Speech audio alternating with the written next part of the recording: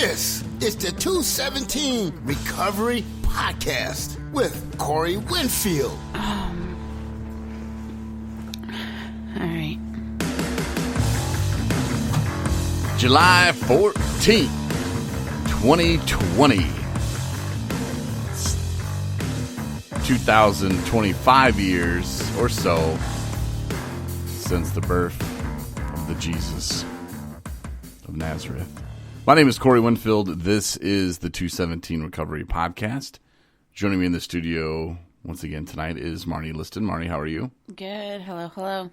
Hey, so you just posted your blog, right? I did. Okay, I haven't read it yet. Oh, the suspense. Oh, so what's it about? Don't tell us everything because we still want people to go to the website, 217recovery.com. Yeah. This blog I titled Get Sober or Else. Ooh, or else what? Die? Go jail? That's for you to find out. Institutionalized? No. Basically, I just talk about all the multiple times that I've attempted to get sober and how none of them worked. The reasons that I was choosing to try to stop drinking was because I had a fear of there was something at stake. There was something that would be taken from me or that I was facing losing. Or you'd be missing out. Missing out, yeah. So I kind of just go into how, for me, that wasn't enough. It wasn't enough. It needed to be something that came from inside me and,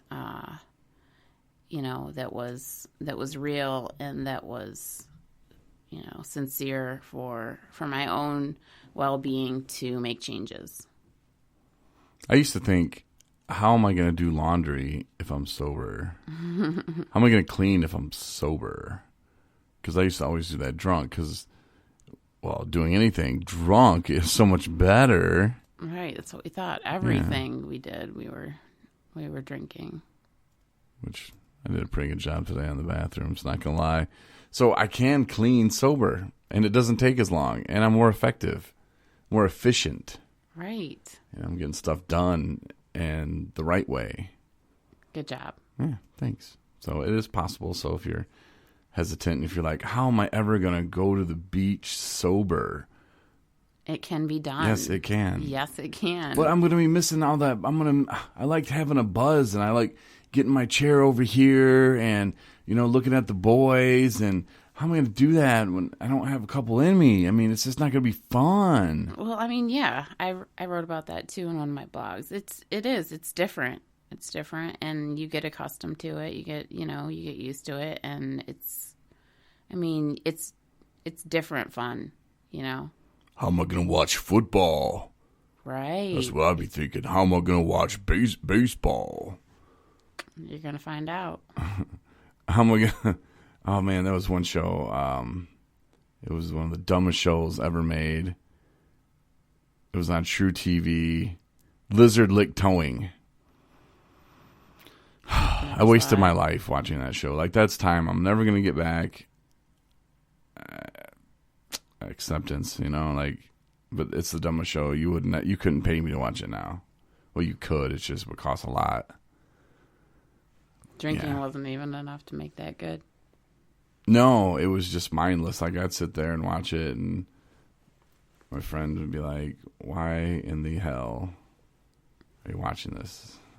Like, I'm not going to stay at your house if you're watching this crap. And I'd be like, fine, go. I got my friend here. It's in the freezer. Oh, and I was listening to this podcast earlier. Stephanie Brown was her name, and it was...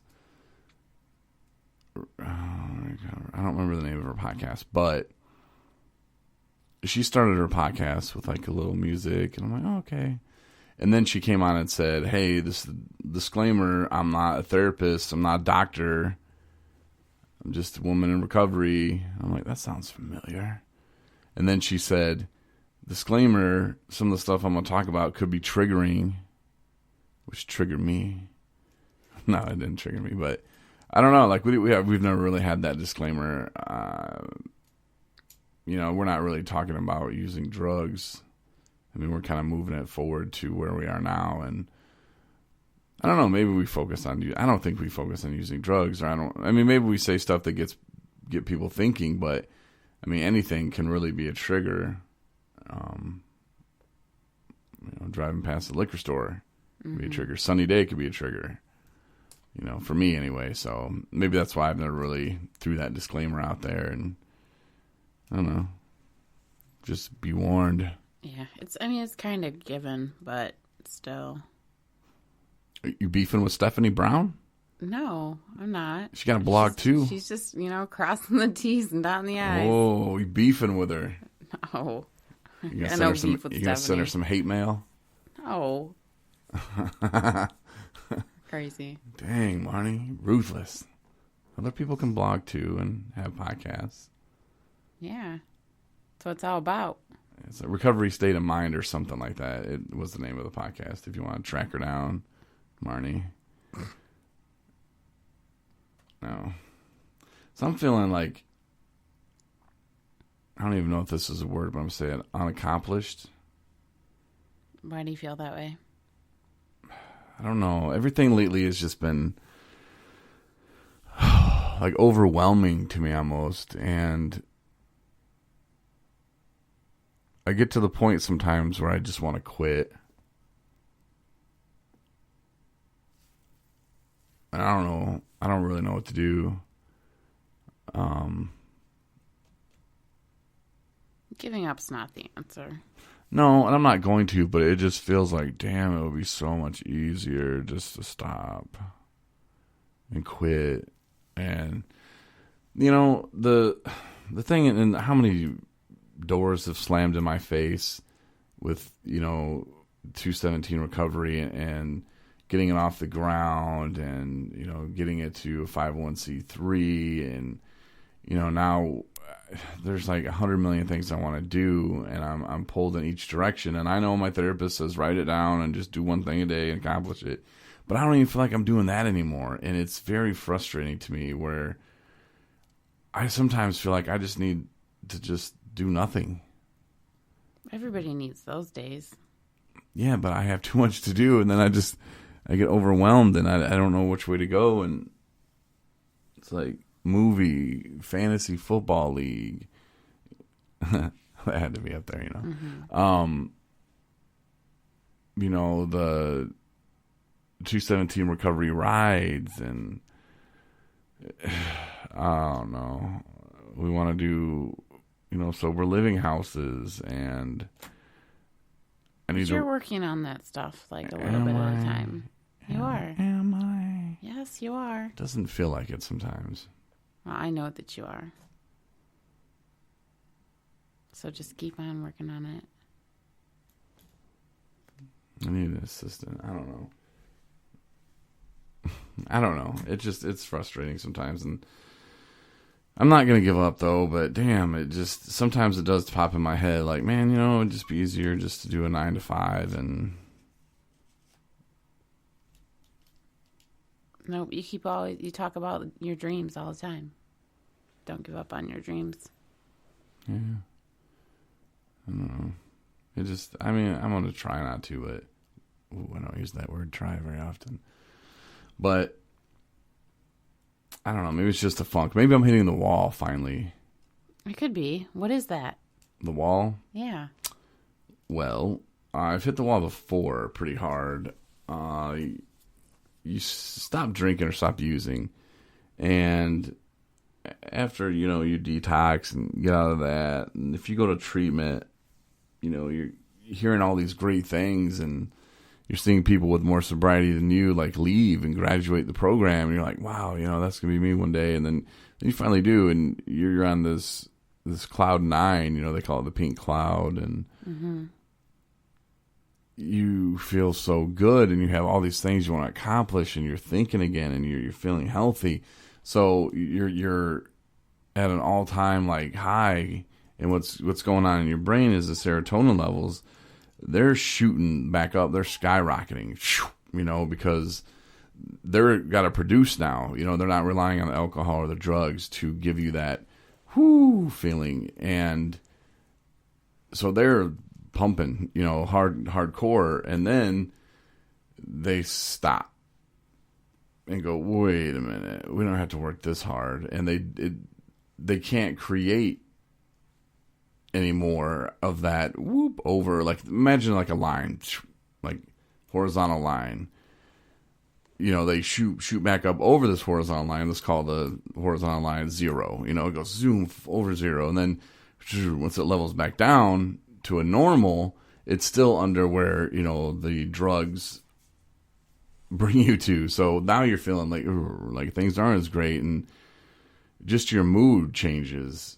And the way you think about things, and things don't feel as promising as they did, you know, 2 months ago. Usually it happens, they say, 2-3 months it starts. It can start since you used last. And isn't that like post-acute withdrawal symptoms as well around that time? Well, they say that lasts for a year? I don't know exactly. Yeah. It's just, I know it's a real thing though.